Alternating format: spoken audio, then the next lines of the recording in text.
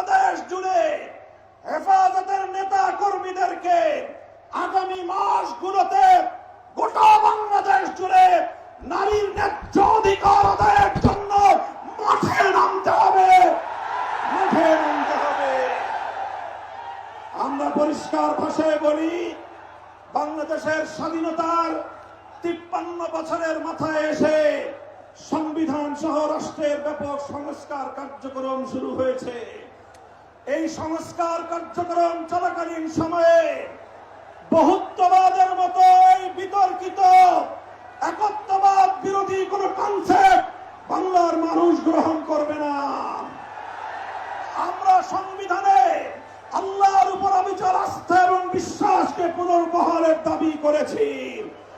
এই দাবি বাস্তবায়নের জন্য আগামী দিনে হেফাজতে ইসলাম বাংলাদেশ কঠোর কোন সিদ্ধান্ত নিতে হলে হেফাজত সেই সিদ্ধান্ত নেবে ইনশাআল্লাহ। আমরা পরিষ্কার ভাষায় বলি, ডক্টর ইউনূস সাহেবের সাথে হেফাজতের কেন্দ্রীয় নেতৃবৃন্দ অনেকবার সাক্ষাৎ করে বিনয়ের সঙ্গে আবেদন করেছি আমাদের বিরুদ্ধে ফ্যাসিবাদী আমলে দায়েরকৃত মিথ্যা মামলাগুলো প্রত্যাহার করেন। কিন্তু কেন যেন মনে হচ্ছে আমাদের সোজা আঙ্গুলে বুঝি ঘি উঠবে না। প্রফেসর ডক্টর ইউনূস সাহেব, আপনি কি সে কথা ভুলে গিয়েছেন? এই সেদিনও আদালতের পাড়ায় আপনি আমাদের সঙ্গে পাড়ায় পাড়ায় ঘুরতেন, আদালতের অলিতে গলিতে ঘুরতেন। আমরা পরিষ্কার ভাষায় বলছি, আগামী 2 মাসের মধ্যে যদি হেফাজতে ইসলামের বিরুদ্ধে দায়েরকৃত মামলাগুলো প্রত্যাহার না হয়, হেফাজতে ইসলাম বাংলাদেশ সে মামলা বাতিল করার জন্য যা করতে হয় তাই করবে ইনশাআল্লাহ।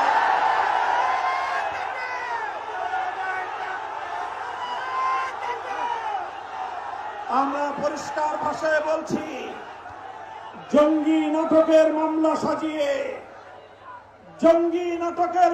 সাজিয়ে আল্লাহর নবীর প্রকৃত উম্মত, নবী প্রেমিক উম্মত যাদেরকে কারাগারের 4 দেয়ালে বন্দী করে রাখা হয়েছে, যারা নবীর দুশমনদের বিপক্ষে পদক্ষেপ নিয়েছে, তারা গোটা উম্মতের কাছে হিরো, তারা গোটা উম্মতের হৃদয়ের মণি, চোখের মণি, হৃদয়ের প্রশান্তি। সেই সকল কারাবন্দী মজলুম নবী প্রেমিকদেরকে অবিলম্বে মুক্তি প্রদান করতে হবে। আমরা বলছি, আমরা ফিলিস্তিন ইস্যুতে গাজাবাসীর পক্ষে জায়নবাদী ইসরায়েলের আগ্রাসন এবং গণহত্যার বিরুদ্ধে গোটা বিশ্ববাসীর সঙ্গে আমরা সহমত। বাংলাদেশের মাননীয় সরকার প্রধান উপদেষ্টাকে আমরা বলি, আপনি আন্তর্জাতিক ব্যক্তিত্ব, বিশ্ব অঙ্গনে আপনি গাজাবাসীর পক্ষে ভূমিকা পালন করুন। সারা দুনিয়ার মানুষ গাজাবাসীর পক্ষে দাঁড়িয়েছে। সুদূর এই সবুজ বাংলার চত্বর থেকে আমরা সংহতি জানিয়েছি, কিন্তু আমাদের আরো বড় দায়িত্ব এবং কর্তব্য দাঁড়িয়েছে আজ আমাদের প্রতিবেশী রাষ্ট্র ভারতের মুসলমানদের পক্ষে আওয়াজ উচ্চারণ করা, তাদের পাশে দাঁড়ানো। মুসলমানদের নিপীড়িত জনপদ, রক্তস্নাত ভূস্বর্গ কাশ্মীরকে আজ গুজরাটের কসাই একটি নরকে পরিণত করেছে।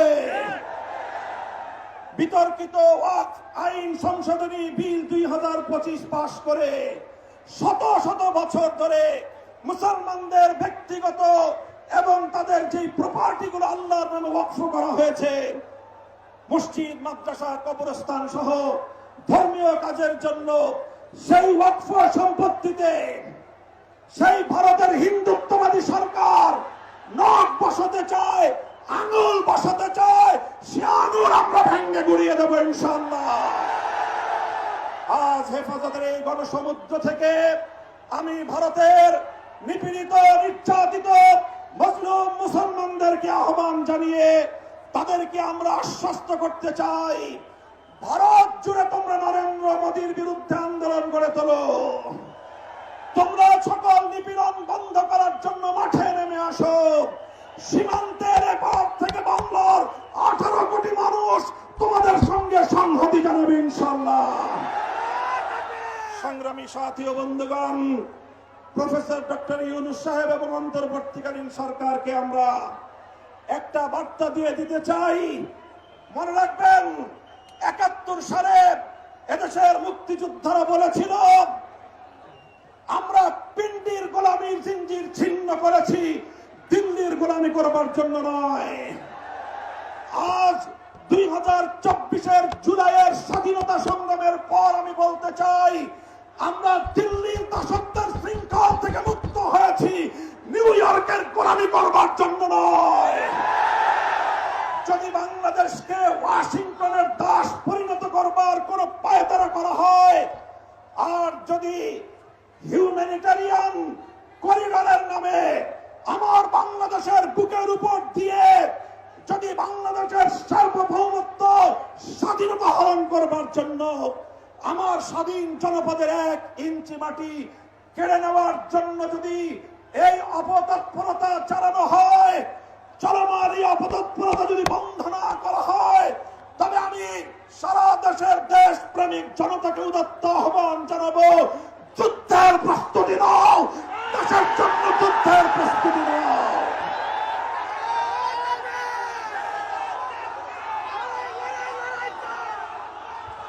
আমরা আমার দেশের প্রতি ইঞ্চি মাটি আমার জায়নামাজের মাটি। আবার বলছি, আমার স্বাধীন বাংলার প্রতি ইঞ্চি মাটি আমার পবিত্র জায়নামাজের মাটি। দিল্লি বা ওয়াশিংটন, পিকিং বা মস্কো, যারা এ মাটির দিকে চোখ তুলে তাকাবে, আমরা তাদের বিরুদ্ধে বারুদ হয়ে মাঠে নামবো ইনশাআল্লাহ। সংগ্রামী সাথী ও বন্ধুগণ, ফ্যাসিবাদী আওয়ামী লীগকে সন্ত্রাসী সংগঠন হিসেবে ঘোষণা করবার যে দাবি জানানো হয়েছে, মনে করবেন না এটা আমাদের দুর্বল কোনো দাবি। আমরা 2013 সালে ফ্যাসিবাদী আওয়ামী লীগের বুলেটের আঘাতে রক্তাক্ত হয়েছি। 2021 সালে আমাদেরকে হত্যা করেছে, বছরের পর বছর বিনা বিচারে আমাদেরকে কারারুদ্ধ করে রেখেছে। সেই সন্ত্রাসী সংগঠন আওয়ামী লীগকে আবার বাংলাদেশের রাজনীতিতে যদি পুনর্বাসন করবার কোন দুঃস্বপ্ন কেউ দেখেন, তাহলে আমরা পরিষ্কার ভাষায় বলে দেই, তার সঙ্গে আমরা আওয়ামী লীগের চেয়ে ভিন্ন কোনো আচরণ করব না। শেখ হাসিনা গিয়েছে যেই পথে, আওয়ামী লীগের দালালরাও যাবে সেই পথে। কোন রাজনৈতিক দল অথবা সরকারের মধ্যে ঘাপটি মেরে বসে থাকা ফ্যাসিবাদের কোন দোসর যদি বাংলার রাজনীতিতে এই ফ্যাসিবাদী শক্তিকে পুনর্বাসিত করবার পায়ে তারা চালায়, তাদের সঙ্গে আমরা লড়াই করব ইনশাআল্লাহ। সংগ্রামী সাথী ও বন্ধুগণ, সর্বশেষ আমাদের কথা হলো এই, শাপলার শহীদ যারা শাহাদাত বরণ করেছেন, ইনশাআল্লাহ হেফাজতে ইসলাম বাংলাদেশ প্রতিটি শহীদ পরিবারের পাশে দাঁড়িয়েছেন। শাপলার সকল শহীদদের পরিচয়গুলো যতটুকু সম্ভব ফ্যাসিবাদী আমলে অধিকাংশ বীর শহীদদের লাশ গুম করা হয়েছে, লাওয়ারিস হিসেবে তাদেরকে দাফন করা হয়েছে। সরকারের তৎকালীন গোয়েন্দা সংস্থার কাছে যদি তার কোনো তথ্য থেকে থাকে, আমি বর্তমান সরকারের কাছে দাবি জানাবো, আমার শাপলা চত্বরের বেওয়ারিশ হিসেবে দাফন হওয়া প্রতিটি লাশ, গুম হওয়া প্রতিটি শহীদের তথ্য উদ্ঘাটন করতে হবে, জাতির কাছে প্রকাশ করতে হবে। এর বাইরে গোটা বাংলাদেশে যতজন বীর শহীদান রয়েছেন, প্রত্যেক শহীদের পরিবারের সঙ্গে যোগাযোগ করে আমাদের সর্বশেষ ভেরিফিকেশন এবং যাচাইয়ের কাজ চলছে। ইনশাআল্লাহ আমরা শাপলার রক্তে রঞ্জিত এই মে মাসের মধ্যে হেফাজতে ইসলামের পক্ষ থেকে আমাদের ভেরিফাইড সেই সকল বীর জাতীয় শহীদদের পরিচয় এবং তাদের গৌরবগাথা ইতিহাস জাতির সামনে আমরা তুলে ধরবো ইনশাআল্লাহ। সেই সকল রক্তেরাঙা শাপলার বীর শহীদদের স্মৃতি বিজড়িত ইমানের দুর্দমনীয় কাফেলা, শাপলা চত্বরের শহীদি কাফেলা হেফাজতে ইসলাম বাংলাদেশকে আমি আজ বাংলাদেশের স্বাধীনতার অতন্দ্র প্রহরী হিসেবে ঘোষণা করতে চাই। আমরা বলতে চাই, বাংলাদেশের ইসলাম এবং স্বাধীনতা এক সূত্রে গাঁথা। বাংলাদেশের ইসলাম এবং স্বাধীনতা এক সূত্রে গাঁথা। যারা বাংলাদেশে ইসলামের উপর আঘাত করে তারাই স্বাধীনতার দুশমন, তারাই স্বাধীনতার শত্রু। আগামী দিনে দেশ এবং ইসলাম স্বাধীনতার এই শত্রুদেরকে যেখানেই পাওয়া যাবে সেখানেই প্রতিহত করতে হবে, সেখানেই প্রতিহত করতে হবে। যদি এজন্য আমাদেরকে আরো জীবন দিতে হয়, যদি এজন্য আমাদেরকে আরো রক্ত দিতে হয়, আরো ত্যাগের কোরবানি স্বীকার করতে হয়, যদি আরো বড় করে নজরানা পেশ করতে হয়, শাহাদাতের রক্ত দেওয়ার জন্য জীবন বিপন্ন করে দেশ এবং ইসলামকে রক্ষা করার জন্য আল্লামা বাবু নগরীর হাতে শপথ গ্রহণ করতে কারা কারা প্রস্তুত আছো? হাত তুলে শপথ করো।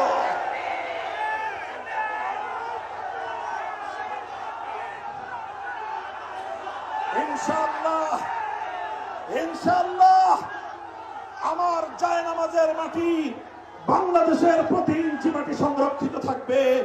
আমার ভবিষ্যৎ প্রজন্ম এদেশে ঈমান নিয়ে, ইসলাম নিয়ে বাঁচবে ইনশাআল্লাহ। নাসরুম মিনাল্লাহি ওয়া ফাতহুন করিব ওয়া আখিরু দাওয়ানা আলহামদুলিল্লাহি রাব্বিল আলামিন। আসসালামু আলাইকুম ওয়া রাহমাতুল্লাহ।